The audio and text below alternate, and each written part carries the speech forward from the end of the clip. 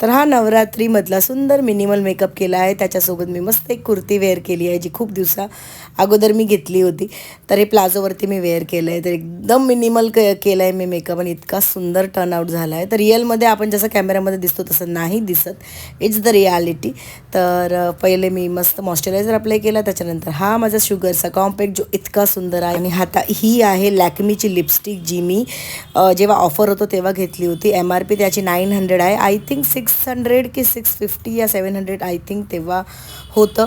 तर ते मी घेतलं आहे. त्याच्यानंतर हा लॅक्मीचा ब्लश आहे, जो इतका सुंदर आहे. मला खूप आवडतं क्रीम ब्लश, पण अप्लाय करताना थोडंसं डिफिकल्ट वाटतो, पण ते टर्नआउट खूप चांगलं होतं.